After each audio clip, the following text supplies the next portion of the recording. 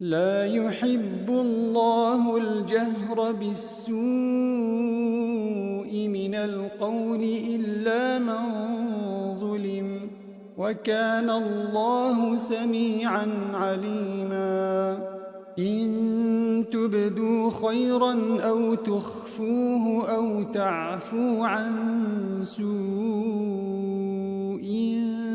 فإن الله كان عفوا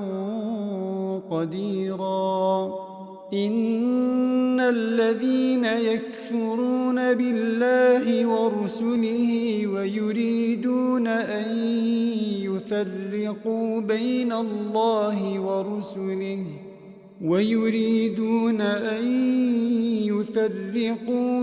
الله ورسله ويقولون نؤمن ببعض ونكفر ببعض ويريدون أن يتخذوا بين ذلك سبيلا، أولئك هم الكافرون حقا، وأعتدنا للكافرين عذابا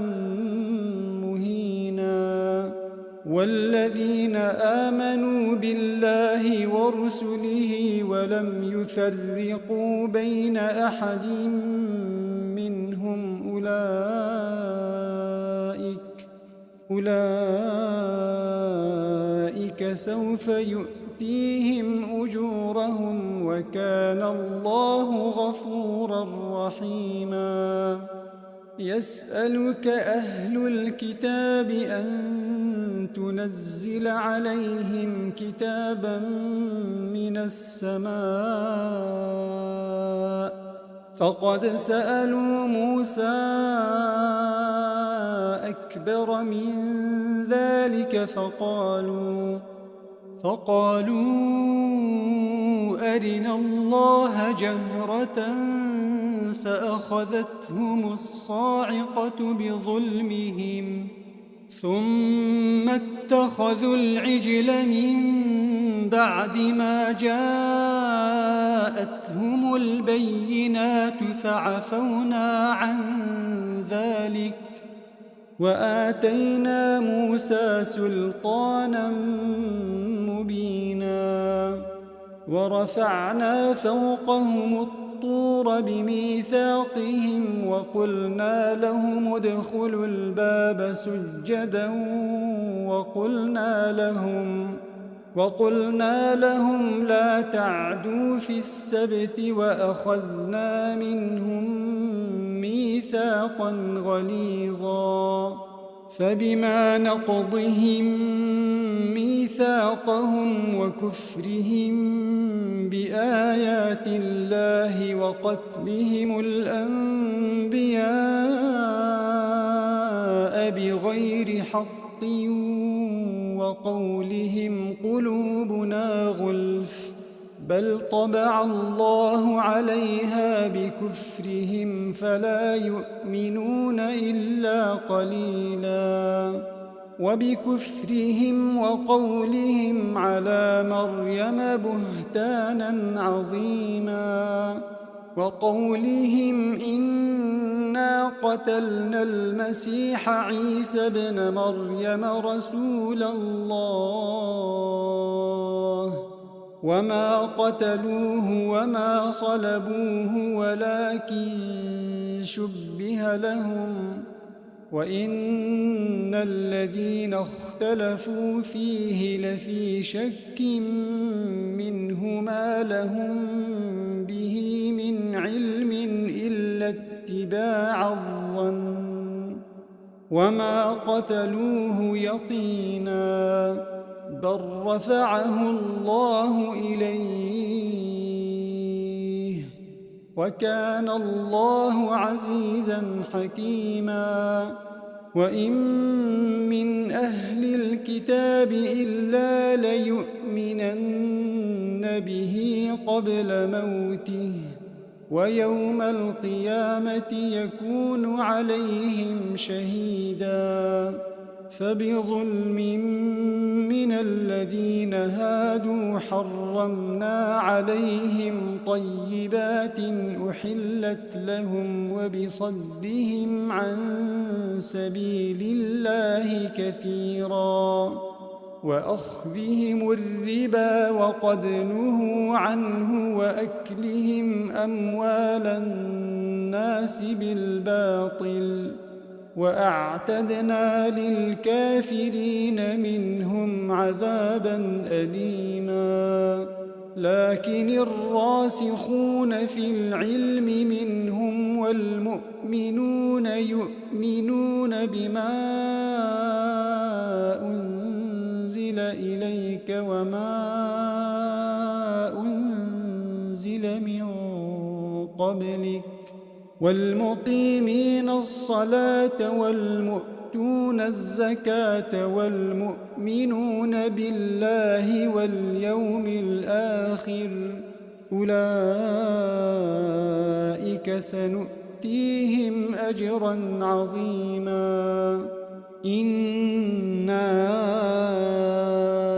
أوحينا إليك كما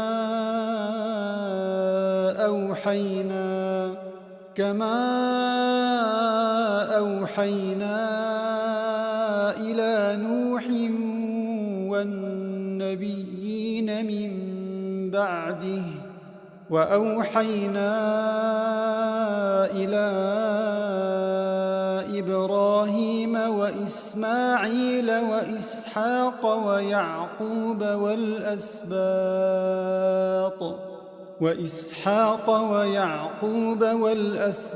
وعيسى وأيوب ويونس وهارون وسليمان وآتينا داود زبورا ورسلا قد قصصناهم عليك من قبل ورسلا لم نقصصهم عليك وكلم الله موسى تكليما رسلا مبشرين ومنذرين لئلا يكون للناس على الله حجة بعد الرسل وكان الله عزيزا حكيما لكن الله يشهد بما أنزل إليك أنزله بعلمه والملائكة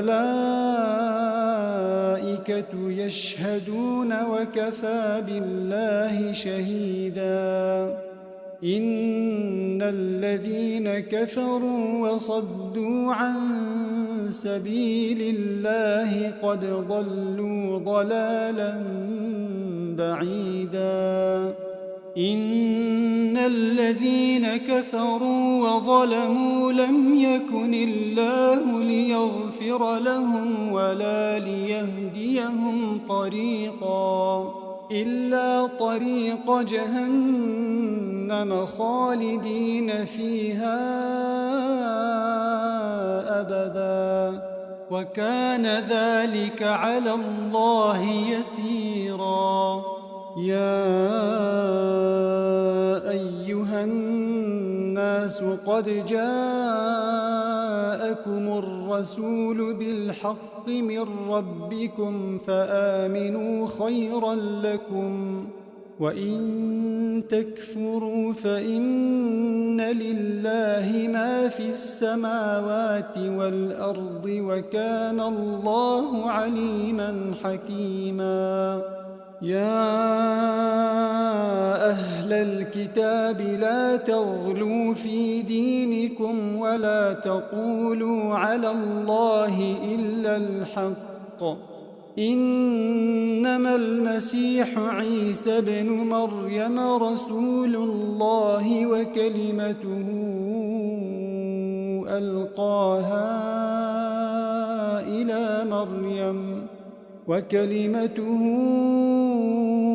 ألقاها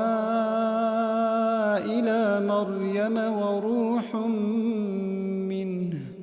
فآمنوا بالله ورسله ولا تقولوا ثلاثة انتهوا خيرا لكم إنما الله إله واحد سبحانه أن يكون له ولد له ما في السماوات وما في الأرض وكفى بالله وكيلا لن يستنكف المسيح أن يكون عبدا لله ولا الملائكة المقربون ومن يستنكف عن عبادته ويستكبر فسيحشرهم إليه جميعا فأما الذين آمنوا وعملوا الصالحات فيوفيهم أجورهم ويزيدهم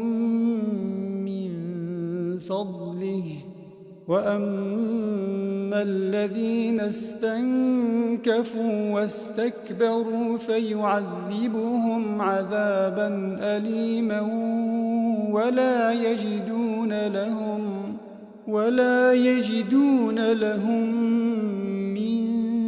دون الله وليا ولا نصيرا يا أيها الناس قد جاءكم برهان من ربكم وأنزلنا إليكم نورا مبينا فأما الذين آمنوا بالله واعتصموا به فسيدخلهم في رحمة منه وفضل ويهديهم إليه صراطا مستقيما يستفتونك قل الله يفتيكم في الكلالة إن امرؤ هلك ليس له ولد وله أخت فلها نصف ما ترك وهو يرثها إن لم يكن لها ولد فإن كانت اثنتين فلهما الثلثان مما ترك وإن كانوا إخوة رجالا ونساء فللذكر مثل حظ الأنثيين يبين الله لكم أن تضلوا والله بكل شيء عليم بسم الله الرحمن الرحيم يا أيها الذين آمنوا أوفوا بالعقود أحلت لكم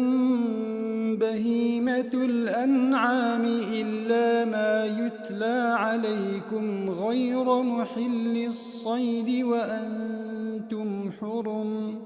إن الله يحكم ما يريد يا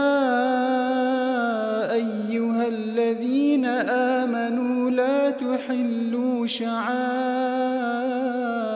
الله ولا الشهر الحرام ولا الهدي ولا القلائد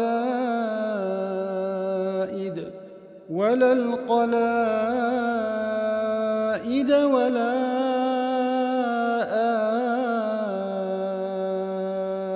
آمين البيت الحرام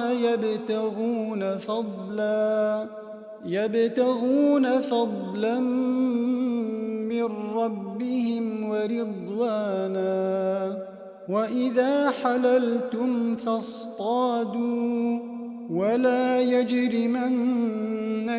شنآن قوم أن صدوكم عن المسجد الحرام أن تعتدوا وتعاونوا على البر والتقوى ولا تعاونوا على الإثم والعدوان واتقوا الله إن الله شديد العقاب. حرمت عليكم الميتة والدم ولحم الخنزير وما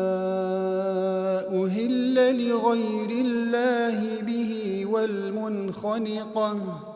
والمنخنقة والموقوذة والمتردية والنطيحة وما أكل السبع إلا ما ذكيتم وما ذبح على النصب وأن تستقسموا بالأزلام ذلكم فسق. اليوم يئس الذين كفروا من دينكم فلا تخشوهم واخشون. اليوم أكملت لكم دينكم وأتممت عليكم نعمتي ورضيت لكم الإسلام دينا فمن اضطر في مخمصة غير متجانف لإثم فإن الله غفور رحيم. يسألونك ماذا أحل لهم قل أحل لكم الطيبات وما علمتم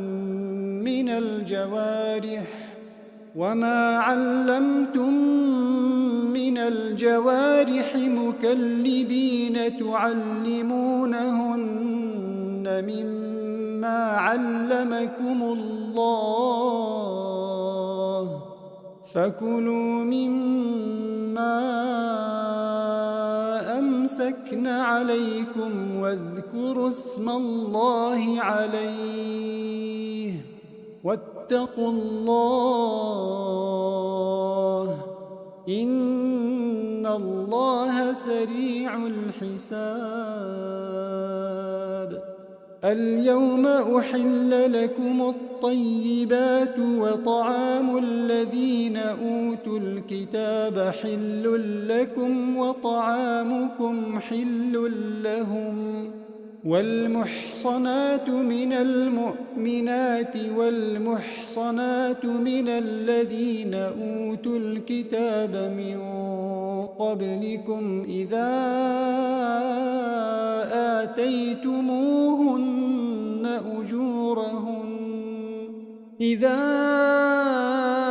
آتيتموهن أجورهن محصنين غير مسافحين ولا متخذي أخدان ومن يكفر بالإيمان فقد حبط عمله وهو في الآخرة من الخاسرين. يا أيها الذين آمنوا إذا قمتم إلى الصلاة فاغسلوا وجوهكم وأيديكم إلى المرافق وامسحوا برؤوسكم وأرجلكم إلى الكعبين وإن كنتم جنبا فاطهروا وإن كنتم مرضى أو على على سفر أو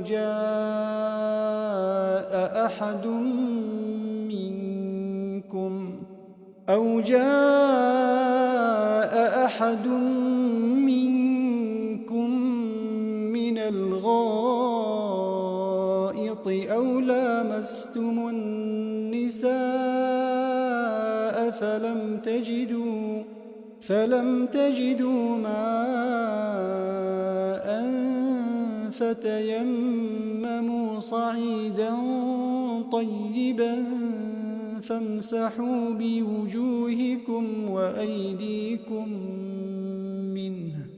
ما يريد الله ليجعل عليكم من حرج ولكن يريد ليطهركم وليتم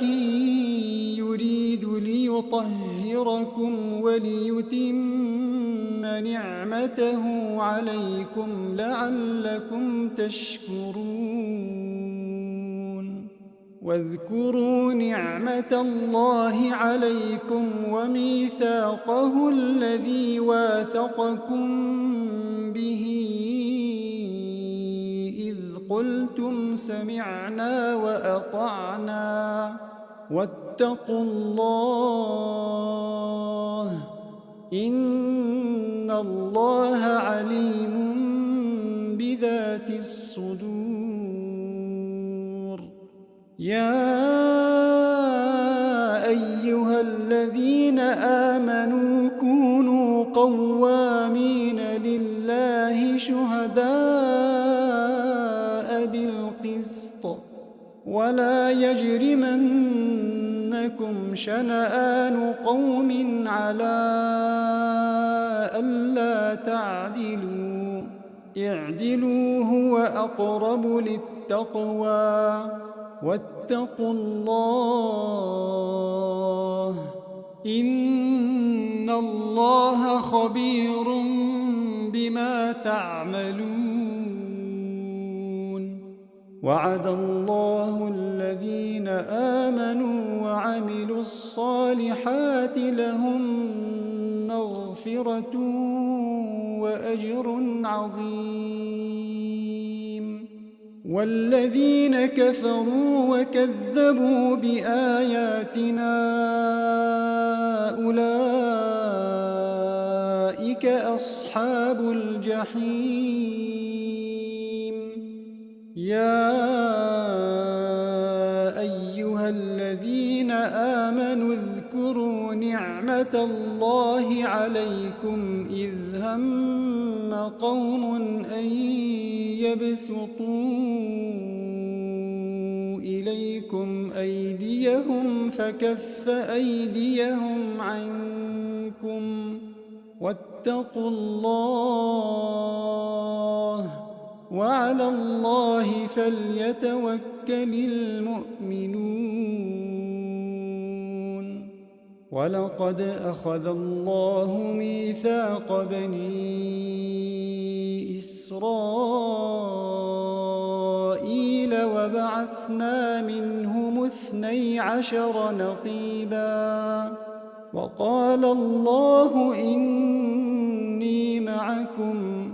لئن أقمتم الصلاة وآتيتم الزكاة وآمنتم برسلي وعزرتموهم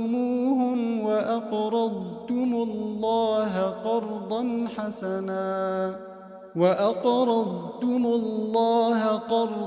حسنا لأكفرن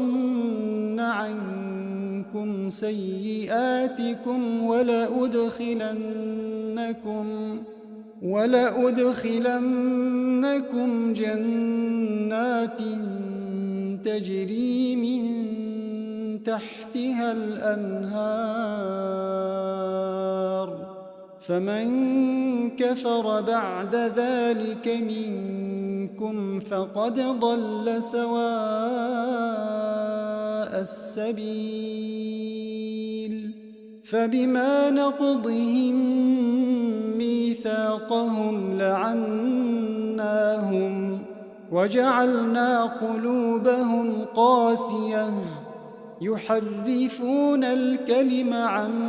مواضعه ونسوا حظا مما ذكروا به ولا تزال تطلع على خائنة منهم إلا قليلا منهم فاعف عنهم واصفح إن الله يحب المحسنين ومن الذين قالوا إنا نصارى أخذنا ميثاقهم فنسوا حظا مما ذكروا به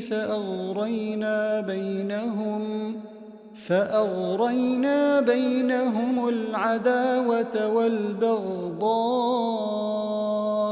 إلى يوم القيامة وسوف ينبئهم الله بما كانوا يصنعون يا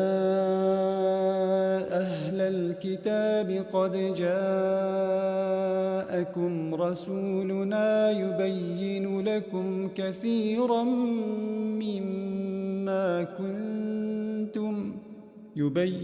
لكم كثيرا مما كنتم تخفون من الكتاب ويعفو عن كثير قد جاءكم من الله نور وكتاب مبين يهدي به الله من اتبع رضوانه سبل السلام ويخرجهم من الظلمات إلى النور بإذنه ويهديهم إلى صراط مستقيم لقد كفر الذين قالوا إن الله هو المسيح ابن مريم قل فمن يملك من الله شيئا إن أراد أن يهلك المسيح ابن مريم وأمه ومن في الأرض جميعا ولله ملك السماوات والأرض وما بينهما يخلق ما يشاء والله على كل شيء قدير وقالت اليهود والنصارى نحن أبناء الله وأحباؤه قل فلم يعذبكم بذنوبكم بل أنتم بشر ممن خلق يغفر لمن يشاء ويعذب من يشاء ولله ملك السماوات والأرض وما بينهما وإليه المصير يا أهل الكتاب قد جاءكم رسولنا يبين لكم على فترة من الرسل أن تقولوا ما جاءنا من بشير ولا نذير فقد جاءكم بشير ونذير والله على كل شيء قدير وإذ قال موسى لقومه يا قوم اذكروا نعمة الله عليكم إذ جعل فيكم أنبياء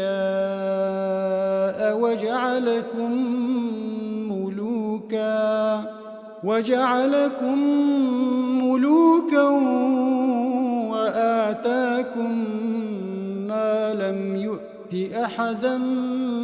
من العالمين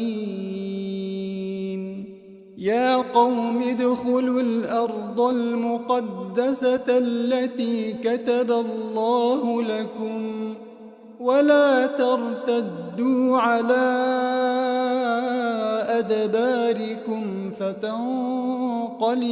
خاسرين قالوا يا موسى إن فيها قوما جبارين وإنا لن ندخلها حتى يخرجوا منها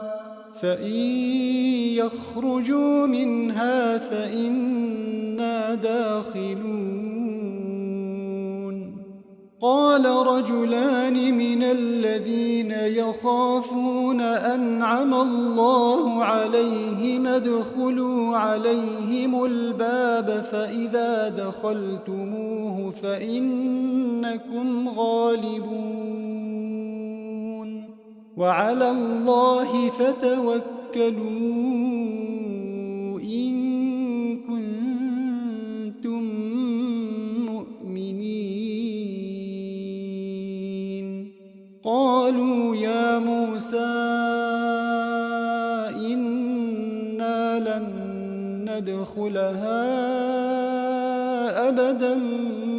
ما داموا فيها فاذهب أنت وربك فقاتلا إنا هاهنا قاعدون قال رب إني لا أملك إلا نفسي وأخي فافرق بيننا وبين القوم الفاسقين قال فإنها محرمة عليهم 40 سنة يتيهون في الأرض فلا تأس على القوم الفاسقين واتل عليهم نبأ ابني آدم بالحق إذ قربا قربانا فتقبل من أحدهما ولم يتقبل من الآخر قال لأقتلنك قال إنما يتقبل الله من المتقين لئن بسطت إلي يدك لتقتلني ما أنا بباسط يدي إليك لأقتلك إني أخاف الله رب العالمين إني أريد أن تبوء بإثمي وإثمك فتكون من أصحاب النار وذلك جزاء الظالمين فطوعت له نفسه قتل أخيه فقتله فأصبح من الخاسرين فبعث الله غرابا يبحث في الأرض ليريه كيف يواري سوءة أخيه قال يا ويلتى أعجزت أن أكون مثل هذا الغراب فأواري سوءة أخي فأصبح من النادمين من أجل ذلك كتبنا على بني إسرائيل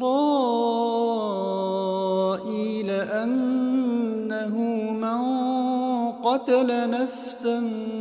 بغير نفس أو فساد في الأرض فكأنما قتل الناس جميعا ومن أحياها فكأنما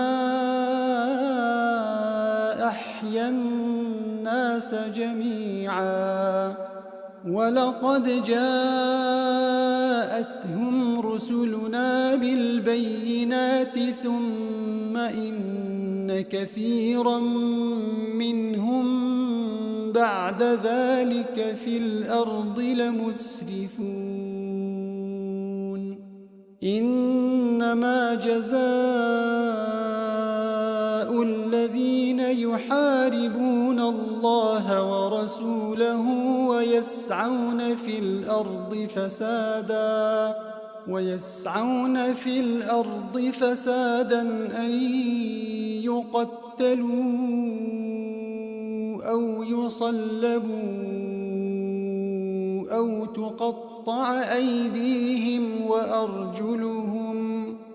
أو تقطع أيديهم وأرجلهم من خلاف أو ينفوا من الأرض ذلك لهم خزي في الدنيا ولهم في الآخرة عذاب عظيم إلا الذين تابوا من قبل أن تقدروا عليهم فاعلموا أن الله غفور رحيم يا أيها الذين آمنوا اتقوا الله وابتغوا إليه الوسيلة وجاهدوا في سبيله لعلكم تفلحون إن الذين كفروا لو أن لهم ما في الأرض جميعا ومثله معه ليفتدوا به من عذاب يوم القيامة ما تقبل منهم ولهم عذاب أليم يريدون أن يخرجوا من النار وما هم بخارجين منها ولهم عذاب مقيم والسارق والسارقة فاقطعوا أيديهما جزاء بما كسبا نكالا من الله والله عزيز حكيم فمن تاب من بعد ظلمه وأصلح فإن الله يتوب عليه إن الله غفور رحيم ألم تعلم أن الله له ملك السماوات والأرض يعذب من يشاء ويغفر لمن يشاء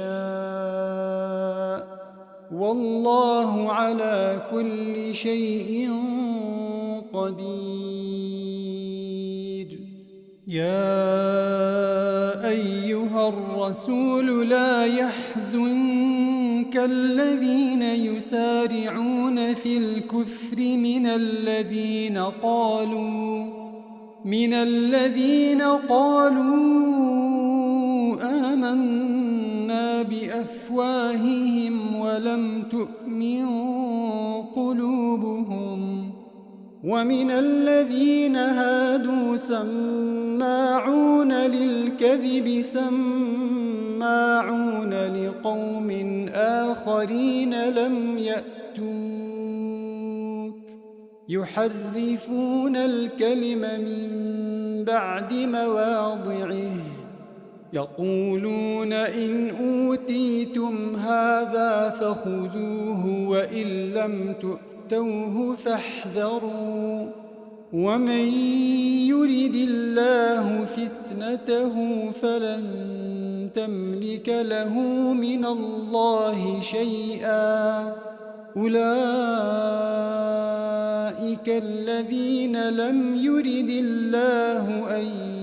يطهر قلوبهم لهم في الدنيا خزي ولهم في الآخرة عذاب عظيم. سماعون للكذب أكالون للسحت فإن جاءوك فاحكم بينهم أو أعرض عنهم وإن تعرض عنهم فلن يضروك شيئا وإن حكمت فاحكم بينهم بالقسط إن الله يحب المقسطين. وكيف يحكمونك وعندهم التوراة فيها حكم الله ثم يتولون من بعد ذلك وما أولئك بالمؤمنين. إنا أنزلنا التوراة فيها هدى ونور يحكم بها النبيون الذين أسلموا للذين هادوا والربانيون والأحبار بما استحفظوا من كتاب الله وكانوا عليه شهداء فلا تخشوا الناس واخشون ولا تشتروا بآياتي ثمنا قليلا ومن لم يحكم بما أنزل الله فأولئك هم الكافرون. وكتبنا عليهم فيها أن النفس بالنفس والعين بالعين والأنف بالأنف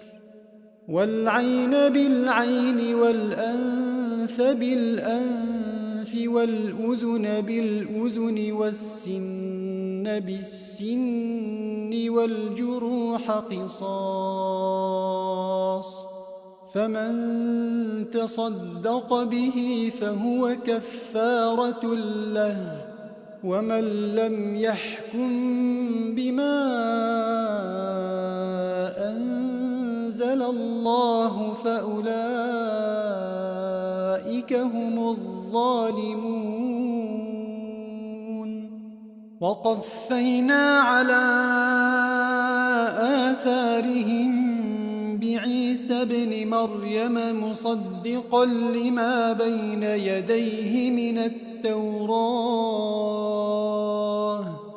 وآتيناه الإنجيل فيه هدى ونور ومصدقا لما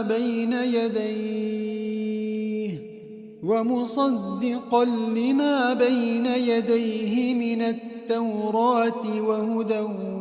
وموعظة للمتقين. للمتقين وليحكم أهل الإنجيل بما أنزل الله فيه ومن لم يحكم بما أنزل الله فأولئك هم الفاسقون وأنزلنا إليك الكتاب بالحق مصدقا لما بين يديه من الكتاب ومهيمنا عليه فاحكم بينهم بما أنزل الله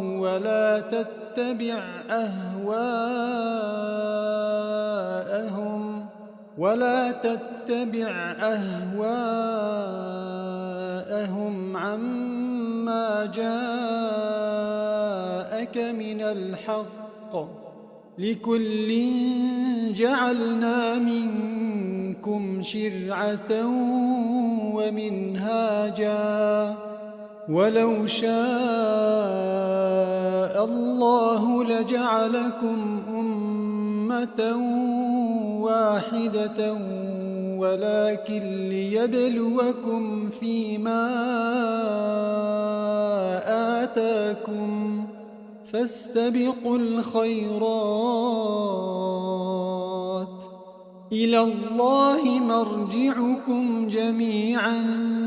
فينبئكم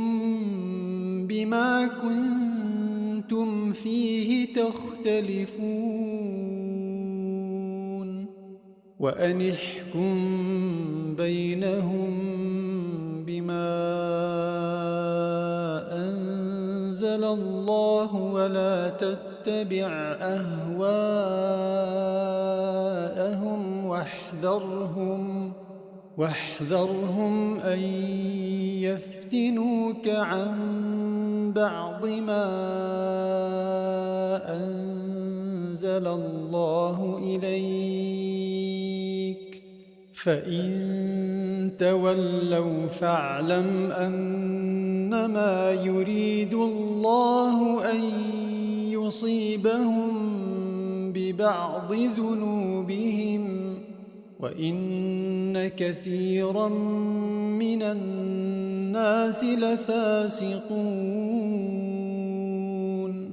أفحكم الجاهلية يبغون ومن أحسن من الله حكما لقوم يوقنون يا أيها الذين آمنوا لا تتخذوا اليهود والنصارى أولياء بعضهم أولياء بعض ومن يتولهم منكم فإنه منهم إن الله لا يهدي القوم الظالمين فترى الذين في قلوبهم مرض يسارعون فيهم يقولون نخشى أن تصيبنا دائرة فعسى الله أن يأتي بالفتح أو أمر من عنده فيصبحوا على ما أسروا في أنفسهم نادمين ويقول الذين آمنوا أهؤلاء الذين أقسموا بالله جهد أيمانهم إنهم لمعكم حبطت أعمالهم فأصبحوا خاسرين. يا أيها الذين آمنوا من يرتد منكم عن دينه فسوف يأتي الله بقوم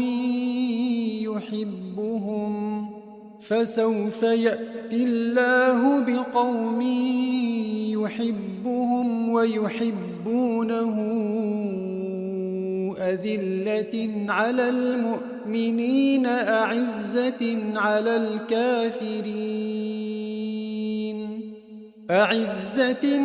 الكافرين يجاهدون في سبيل الله ولا يخافون لومة لائم. ذلك فضل الله يؤتيه من يشاء والله واسع عليم. إنما وليكم الله ورسوله والذين آمنوا الذين يقيمون الصلاة ويؤتون الزكاة وهم راكعون.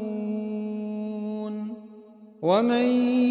يتول الله ورسوله والذين آمنوا فإن حزب الله هم الغالبون. يا أيها الذين آمنوا لا تتخذوا الذين اتخذوا دينكم هزوا ولعبا من الذين أوتوا الكتاب من قبلكم والكفار أولياء واتقوا الله إن كنتم مؤمنين. وإذا ناديتم إلى الصلاة اتخذوها هزوا ولعبا ذلك بأنهم قوم لا يعقلون. قل يا أهل الكتاب هل تنقمون منا إلا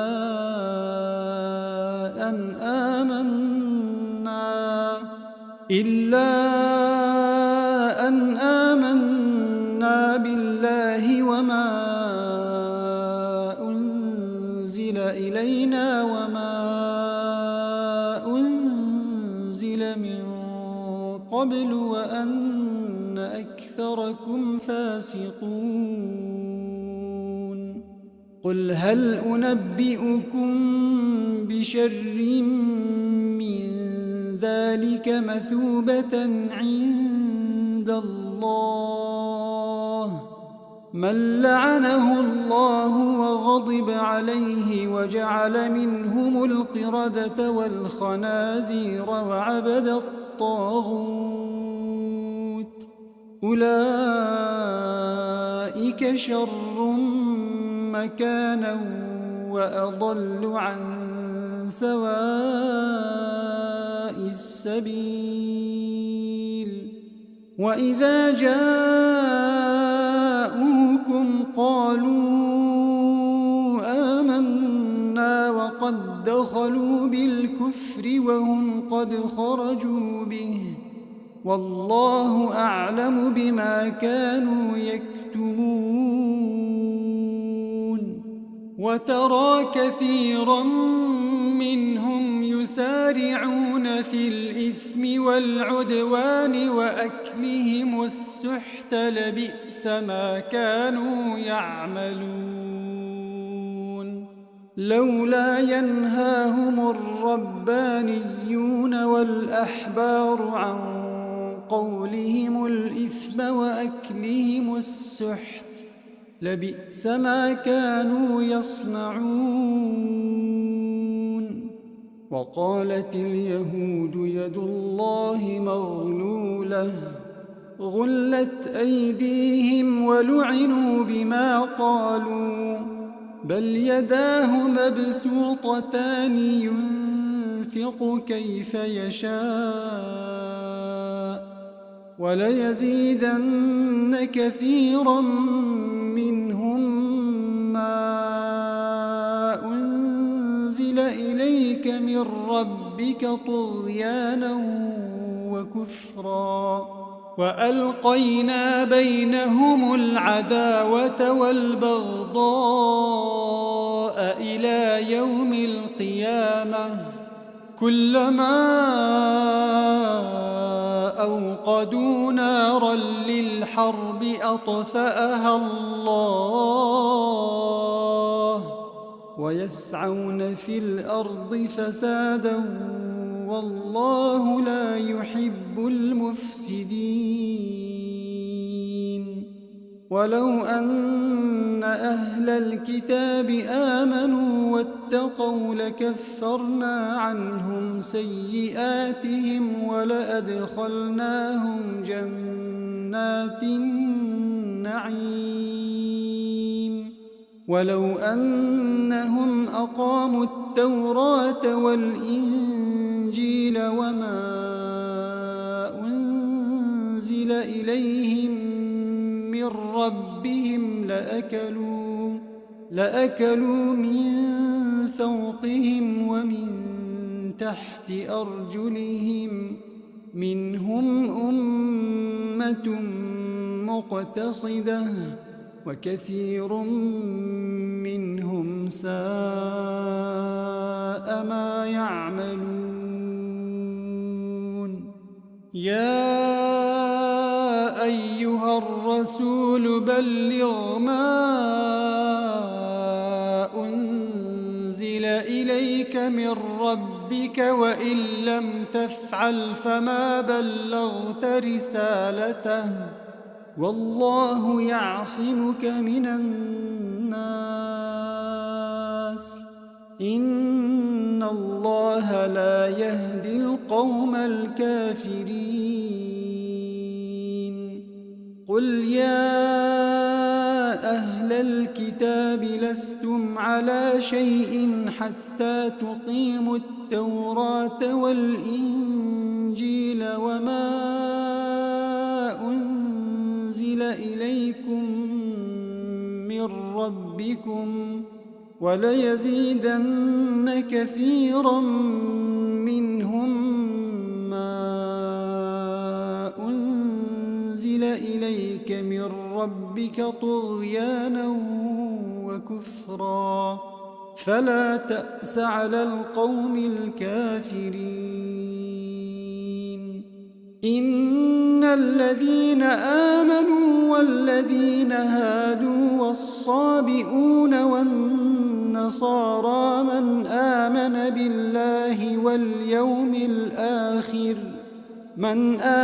بالله واليوم الآخر وعمل صالحا فلا خوف عليهم ولا هم يحزنون لقد أخذنا ميثاق بني إسرائيل وأرسلنا إليهم رسلا كلما جاءهم رسول بما لا تهوى أنفسهم فريقا كذبوا وفريقا يقتلون وحسبوا ألا تكون فتنة فعموا وصموا ثم تاب الله عليهم ثم عموا وصموا كثير منهم والله بصير بما يعملون لقد كفر الذين قالوا إن الله هو المسيح ابن مريم وقال المسيح يا بني إسرائيل اعبدوا الله ربي وربكم إنه من يشرك بالله فقد حرم الله عليه الجنة ومأواه النار وما للظالمين من أنصار لقد كفر الذين قالوا إن الله ثالث ثلاثة وما من إله إلا إله واحد وإن لم ينتهوا عما يقولون ليمسن الذين كفروا منهم عذاب أليم أفلا يتوبون إلى الله ويستغفرونه والله غفور رحيم ما المسيح ابن مريم إلا رسول قد خلت من قبله الرسل وأمه صديقة كانا يأكلان الطعام انظر كيف نبين لهم الآيات ثم انظر أنى يؤفكون قل أتعبدون من دون الله ما لا يملك لكم ضرا ولا نفعا والله هو السميع العليم قل يا أهل الكتاب لا تغلوا في دينكم غير الحق ولا تتبعوا أهواء قوم قد ضلوا من قبل وأضلوا كثيرا وضلوا عن سواء السبيل لعن الذين كفروا من بني إسرائيل على لسان داود وعيسى بن مريم ذلك بما عصوا وكانوا يعتدون كانوا لا يتناهون عن منكر فعلوه لبئس ما كانوا يفعلون ترى كثيرا منهم يتولون الذين كفروا لبئس ما قدمت لهم أنفسهم أن سخط الله عليهم وفي العذاب هم خالدون ولو كانوا يؤمنون بالله والنبي وما أنزل إليه ما اتخذوهم أولياء ولكن كثيرا منهم فاسقون